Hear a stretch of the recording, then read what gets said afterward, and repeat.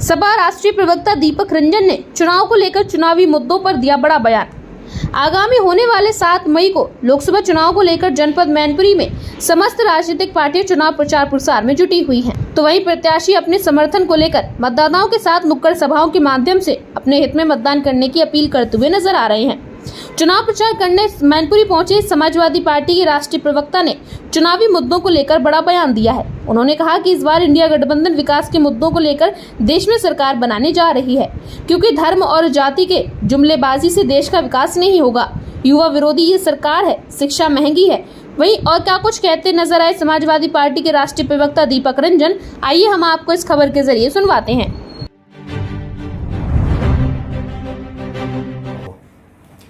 देखिए, पिछली बार अभी 2 साल पहले जो उपचुनाव था उसमें समाजवादी पार्टी की प्रत्याशी आदरणीय श्रीमती डिम्पल यादव जी प्रत्याशी थी और यहाँ की महान देवतुल्य जनता ने उनको करीब 3 लाख वोटों से उनको जिताने का काम किया था। अब की बार जो यहाँ का माहौल है, पिछले कई दिनों से यहाँ पर हम लोगों से मिल रहे हैं, लोगों के बीच में जा रहे हैं, लोगों का प्यार और आशीर्वाद जिस तरीके से प्रत्याशी जी को मिल रहा है, मैं समझता हूँ अब की बार 5 लाख पार होने जा रहा है। जी, अगर जो बात करें मुद्दों की, तो समाजवादी पार्टी अक्सर कर जो है लोगों की आवाज़ उठाने का काम कर रही है लगभग 10 साल से है, और जबकि विपक्ष पर जो है उनके कान पर जू तक नहीं देख रहा है। सर, इस संबंध में क्या कहें?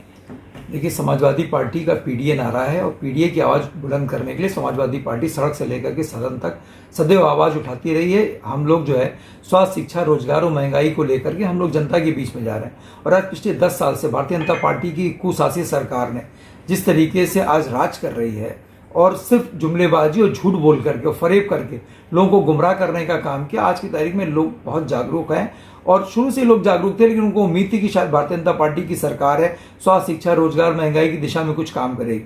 लेकिन आज जनता अपने आप को ठगा और छला हुआ महसूस कर रही है, जिसके आधार पर आकलन करके हिंदुस्तान की महान जनता जो है भारतीय जनता पार्टी के खिलाफ वोट कर रही है। सर, जिस तरह से देखने को मिल रहा है कि राम मंदिर का एक मुद्दा और उखाड़ के लाए हैं ये, जबकि ये न्याय की मामला था और न्यायालय ने जो दिया और लोगों ने चंदा करके दिया, लेकिन अपने सर मड़ रहे हैं। सर, क्या कहेंगे? देखिए, प्रभु श्री राम में आस्था हमारी भी है, आपकी भी है, सभी की है, पूरे हिंदुस्तान वासियों की आस्था है। वो आस्था का केंद्र हो सकते हैं प्रभु श्री राम, वो राजनीति का केंद्र नहीं हो सकते हैं। भारतीय जनता पार्टी के लोग हर चीज़ में राजनीति खोजते हैं। हिंदू को मुसलमान से लड़ाने का काम करते हैं, मुसलमान को सिख से और सिख को ईसाई से लड़ाने का काम करते हैं। लेकिन देखिए, अभी कुछ भी कर लें, लोग बहकावे छलावे में इनके आने वाले नहीं। ना हिंदू मुस्लिम हो सकता है।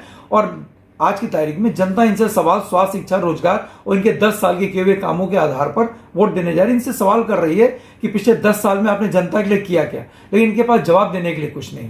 और मंदिर हम माननीय सर्वोच्च न्यायालय का हम आभार प्रकट करना चाहते हैं कि इतने सालों से लंबित मामला जो है माननीय सर्वोच्च न्यायालय के आदेश, माननीय सर्वोच्च न्यायालय के फैसले से आज वहाँ पे मंदिर बन करके तैयार हो रहा है। क्या लगता है देश में ये जो है ना जुमला जो है राम मंदिर वाला चलेगा या नहीं चलेगा? मैंने कहा ना कि प्रभु श्री राम जो है वो आस्था का केंद्र है। उनको आप जुमले से कैसे जोड़ सकते हैं? प्रभु श्री राम जी जो है वो आस्था है और आस्था सभी की एक समान होती है। वो कभी राजनीति का केंद्र नहीं हो सकते। और प्रभु श्री राम भी कहते हैं ना कि अगर आपके कर्म अच्छे होंगे तो धर्म अपने आप पवित्र हो जाएगी। पिछले 10 सालों में भारतीय जनता पार्टी ने कोई अच्छे कर्म तो किए नहीं कि उन्होंने किसी महंगाई में कंट्रोल किया हो, किसानों को उनकी आय दुगनी हो गई हो, किसानों को मुआवजा मिल गया हो, छात्र आज जो है बेरोजगार है। किस तरीके से जो है आज की तारीख में उत्तर प्रदेश जो है वो पर्चा लीक प्रदेश बन चुका है। आपने देखा होगा अभी 60 लाख परीक्षार्थी जो है बैठे वो, और किस तरीके से पर्चा निरस्त होगा। तो ये तो ऐसी सरकार है कि जो छात्रों, नौजवानों के भविष्य के साथ भी खिलवाड़ करने का काम करती है।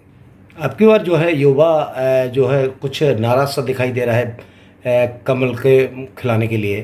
सर, क्या कैसा लग रहा है इसको? क्या देखिए, ना सिर्फ नौजवान, ना सिर्फ युवा, बल्कि हिंदुस्तान की माताएं, बहनें भी आज के तारीख में इनके खिलाफ हैं, बुजुर्ग इनके खिलाफ हैं, हर वर्ग इनके खिलाफ है। तो इसीलिए माहौल जो है आज की तारीख में इनके खिलाफ है, अंडर करंट इनके खिलाफ है। और पूरे हिंदुस्तान की जनता ने मन बना लिया है कि जब वो वोट डालेंगे तो वोट इनके खिलाफ डालेंगे। और आज की तारीख में देखिए, जो सरकारें वोट डालने से आती हैं वो सरकारें वोट डालने से जाती भी हैं। तो हम समझते हैं अब की बार जब भी लोग मतदान केंद्र पर जाएंगे, लोग इनके खिलाफ वोट करेंगे। और हम तो आपके चैनल के माध्यम से मैं हिंदुस्तान की महान जनता से मैं ये कहना चाहता हूँ कि देखिए, ये मतदान का दिन जो है वो लोकतंत्र का सबसे बड़ा पर्व होता है, सबसे बड़ा महापर्व होता है। तो आप लोग अपने वोट जरूर डालें, अपने वोट का काज जरूर करें, जिसको भी आपको वोट देना है।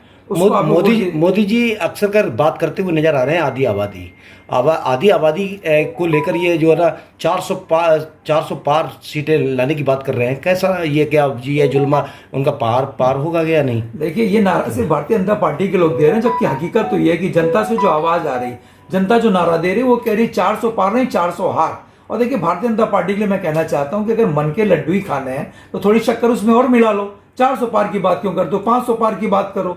तो इसलिए ये भी इनका एक बहुत बड़ा जुमला है, 400 पार। इनके लोग, इनके भारतीय जनता पार्टी के कई बार के सांसद, उन्होंने ये कहा कि अगर आप 400 पार 2/3 बहुमत ले आओगे तो हम संविधान को बदल देंगे।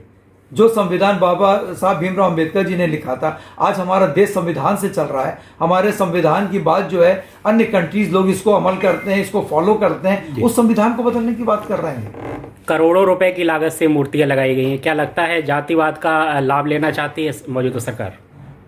देखिए, मैं बार बार ये कहना चाहता हूँ कि जितने भी महापुरुष हैं, उन महापुरुष वो हमारे आदर्श हैं और हम लोग उनसे, उनके कहे रास्ते पे हम लोग चलते हैं। हम लोग उनसे बहुत कुछ सीखने को मिलता है। उसमें राजनीतिकरण नहीं करना चाहिए कि मूर्ति लगा करके आप उसका राजनीतिकरण कर रहे हैं। आज की तारीख में लोगों जो है, लोग भूख से परेशान हैं, लोग शिक्षा नहीं उनको मिल पा रही है, लोग स्वास्थ्य की दिशा में आप देख लीजिए क्या हाल है। लोग स्ट्रेचर पे जो है उनका उपचार हो रहा है, लोगों को बेड नहीं मिल रहा है, लोगों को दवाइयां नहीं मिल रही हैं। तो इस दिशा में सरकार को काम करना चाहिए। लेकिन अब ये चूंकि जाति सरकार है, जब नई सरकार इंडिया ब्लॉक की सरकार आएगी तो जो भी हिंदुस्तान की जनता की मूलभूत समस्याएं हैं, उन समस्याओं को हम लोग जो है उसका निदान करने का काम करेंगे। ठीक है सर।